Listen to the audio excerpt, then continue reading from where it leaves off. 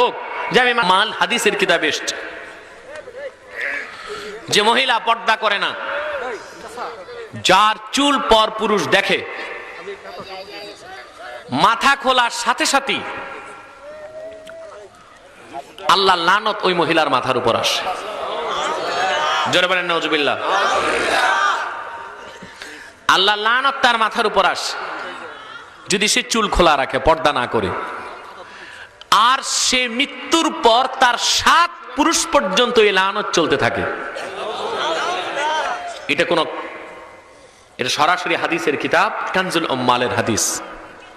যদি কোনো মহিলা পর পুরুষকে তার মাথা চুল দেখায়, তাহলে তার উপর আল্লাহ লানত আসে, আর সে লানতটা তার মৃত্যুর পর 7 পুরুষ পর্যন্ত চলতে থাকে। তার মানে যেখানে লানত থাকে ওইখানে ওলায়েত আসতে পারে না। পর্দাহীন, পর্দা করে না সেই মহিলার বংশে 7 পুরুষ পর্যন্ত আল্লাহ কাউকে ওলি বানাবেন না। জলবেন নাউজুবিল্লাহ। এছাড়া সতী সাধ্বী চরিত্রবতী নারীদের মূল্য আল্লাহর কাছে অনেক বেশি। কোন সুবহানাল্লাহ। মুসলিম শরীফে এসেছে দুনিয়া মাতা, দুনিয়া হচ্ছে সম্পদ। খায়রু ওয়া খায়রু মাতাঈদ দুনিয়া মারআতুন সালেহা। সুবহানাল্লাহ। ইমরাআতুন সালেহা আও কামা ক্বালা আলাইহিস সালাতু ওয়াস সালাম। দুনিয়ার মধ্যে সবচেয়ে দামি মূল্যবান দৌলত হচ্ছে সতী সাধ্বী চরিত্রবতী ইমানদার নারী। কোন সুবহানাল্লাহ। জোরে বলেন সুবহানাল্লাহ। আর যে মহিলার ঈমান নাই, নামাজ নাই, পর্দা নাই, চরিত্রহীন, তাকে কি বলা হয়েছে? আব্দুল্লাহ ইবনে মাসউদ রাদিয়াল্লাহু আনহু বলেছেন, আন-নিসাউ হাবাইলুশ শায়তান। চরিত্রহীন নারীরা হচ্ছে শয়তানের জাল। শয়তানের জাল। জোরে কোন নাউজুবিল্লাহ। অতএব মা বোনদেরকে ঈমান আনার পরে নামাজের সাথে অত্যন্ত গুরুত্বের সাথে পর্দাকে রক্ষা করতে হবে। কথা বুঝতে পেরেছেন?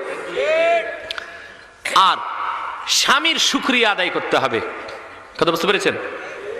বুখারী শরীফে এসেছে, নবীজি মুহাম্মদ সাল্লাল্লাহু আলাইহি ওয়াসাল্লাম ইরশাদ করেছেন ১,৫০০ বছর আগে, আমি যখন মেরাজে গেছি আল্লাহর আরশে, বেহেশতে দাঁড়িয়ে আমি দেখেছি, বেহেশতের মধ্যে দাঁড়িয়ে আমি দূরে দেখেছি যে জাহান্নামে শাস্তি হচ্ছে, আর সেখানে অধিক সংখ্যক মহিলাদের উপর শাস্তি হচ্ছে। কথা বুঝতে পেরেছেন? সাহাবা একরাম বলেন, ইয়া রাসূলুল্লাহ, ইয়া হাবিবাল্লাহ, তাদের কি অপরাধ? রাসূল পাক সাল্লাল্লাহু আলাইহি ওয়াসাল্লাম বলেছেন যে তারা কুফরি করে। কি করে? বেশি করে।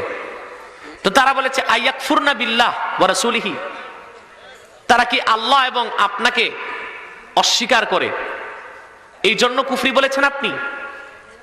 আল্লাহকে এবং আপনি মুহাম্মদ সাল্লাল্লাহু আলাইহি ওয়াসাল্লামকে স্বীকার করে না, এই জন্য কি কুফরি করে বলেছেন? নবী মুহাম্মদ সাল্লাল্লাহু আলাইহি ওয়াসাল্লামের জবাব দিলেন, হাদিসের ব্যাখ্যা হচ্ছে যে এই ধরনের কুফরি যে করে সে তো শেষ দরজার কাফের। মহিলা যারা জাহান্নামে যাবে ঈমান আনার পরে, তাদের কুফরটা হচ্ছে ইয়াকফুরনাল আশির, তারা স্বামীর নাশুকরি করে। কার নাশুকরি করে? স্বামী মেহনত করে, কষ্ট করে, কামাই করে তাদেরকে খাওয়ায়। 40 বছর বিয়ে হয়ে গেছে, একদিন রাগ করে বলবে, সারাটা জীবন তোমার কাছে মাটি করলাম। ঠিক কিনা? সারাটা জীবন আমার জীবনটারে তুমি ধ্বংস করে দিস, ভালো একটা কিছু দেওয়া নাই, ভালো একটা কিছু খাওয়াও নেই। এই যে স্বামীর নাশুকরি, এটা হচ্ছে আকবারুল কাবায়ের, মহিলাদের জন্য সবচেয়ে বড় কবিরা গুনার একটা। অতএব মা বোনদেরকে স্বামীর ভক্তিও রাখতে হবে, ইজ্জত করতে হবে। আর স্বামীদের এটা উচিত না যে যেন তেন কাজেই ধরে মহিলাদেরকে মারবেন নাকি। পুরুষ হইছেন এর মানে এই না খালি বউ পিটাবেন। বউ পিটাইয়া বীর হওয়া যায় না, ঠিক কিনা বলেন? আমার কাছে অনেক তালাকের ফতুয়া আসে, বুঝলেন? তো কে কিভাবে তালাক দিছে ওগুলো তো আবার লেখা থাকে, বুঝলেন? যা চমৎকার চমৎকার ঘটনা শুনি আর দেখি ফতুয়া দেওয়ার সময়। দেখা যায় কখনো মাতবর সাহেব বিচারে হেরে গেছে, ঘরে এসে বউ কিলাইয়া জিদ মিটায়। কোন তারপর কি করে জানেন? রাগের চোটে ডালের মধ্যে লবণ দেয় নাই, মাছের মধ্যে মরিচ বেশি, বাপের নাম ধরে কয় তোরে 1 তালাক 2 তালাক 3 তালাক দিলাম, একসাথেই ব্রাশ ফায়ার 3 গুল্লি ঝাড়ে, বুঝলেন নি? 3টা দিয়া হুশ যখন ফিরে তখন আবার জুতা দিয়া কপাল পিটায়। কি হয়েছে মাতবর সাহেব, কি হয়েছে? কই বল্টুর মারে তো ছাইরা দিলাম। বুঝলেন কি জন্য ছাড়ছে?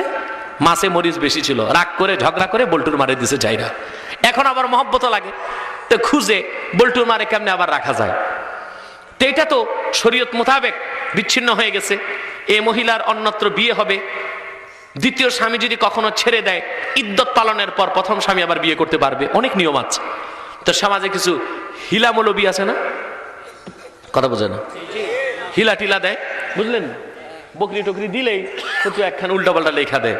তো হিলা দিতে হইলে তো কিছু হিলাবাজি করতে হবে। গেলে জিজ্ঞেস করে বল্টুর মারে যখন তালাক বলছেন তো কি ইনশাল্লাহ বলছিলেন নাকি? বুঝলেন না? তো মাতবর সাহেব তো চিন্তা করে কেমনে বাঁচা যায়। কই মনে তো হয় ইনশাল্লাহ যেমন বলছিলাম। কয় না, তাহলে তালাক হয়নি। মাতবর সাহেবের কোনো গুনাহ হবে না। গুনাহ হবে কার? যিনি হিলা দিছেন। ঠিক না বলেন? সাবধান, হক্কানি আলেমরা এই কাজ কোনোদিনও করবে না। সাবধান, বিনা কারণে শরীয়তের ওজর ছাড়া, একান্তই বাধ্য হওয়া ছাড়া তালাক দেওয়া যাবে না স্ত্রীকে। এটা জুলুম। আর একসাথে 3 তালাক দেওয়া সবচেয়ে বড় বিদআত। একসাথে 3 তালাক দেওয়া কি সবচেয়ে বড় বিদআত। আপনাকে একটা তালাক দিতে হবে, 1 মাস ওয়েট করতে হবে। যদি ঠিক না হয় দ্বিতীয় তালাক, যদি ঠিক না হয় তৃতীয় তালাক। কথা বুঝেন নাই? কিন্তু মাসআলা মনে রাখবেন, যদি কারণবশত 3 তালাক একসাথে দিয়ে দেন, স্ত্রী হারাম হয়ে যাবে। কি হয়ে যাবে? সেটা যদিও বেদাত হয়েছে, কিন্তু বেদাত তরিকায় এটা আপনার স্ত্রী মোতাল্লাকা হয়ে যাবে, হারাম হয়ে যাবে, আপনি তাকে আর স্পর্শ করতে পারবেন না। অতএব মা বোনদেরকে স্বামীর অধিকার রক্ষা করতে হবে, আর স্বামীকে তার স্ত্রীর অধিকার রক্ষা করতে হবে। ঠিক কিনা বলেন?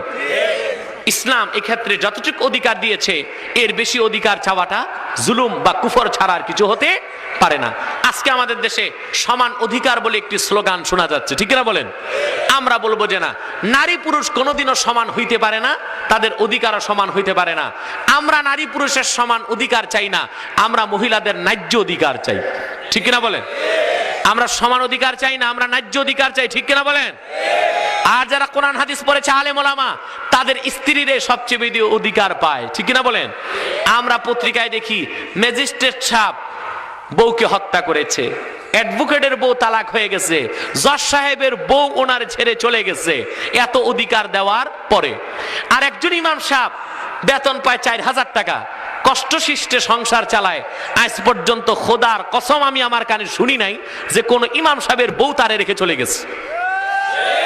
ঠিক কিনা বলেন? তার কারণ আলেম ওলামা পীর মাশায়েখ ইমানদাররা স্ত্রীর অধিকার 100% দেয়। সেখানে স্ত্রী মানসিক শান্তিও পায়, দৈহিক শান্তিও পায়, ইহকালের মুক্তিও পায়, পরকালের মুক্তিও পায়। ঠিক কিনা বলেন? অতএব দ্বীনের ইত্তেবা করা ছাড়া পুরুষ ও মহিলার দাম্পত্য জীবনে কোনো শান্তি আসতে পারে না। আল্লাহ তাআলা যেন আমাদের মধ্যে ইত্তেহাদ ও ইত্তেফাক পয়দা করে দেন, আমাদের সিরাত ও সুরাতকে যেন কোরআন সুন্নাহ মোতাবেক সাজানো তৌফিক দান করেন। বলুন আল্লাহুম্মা আমিন।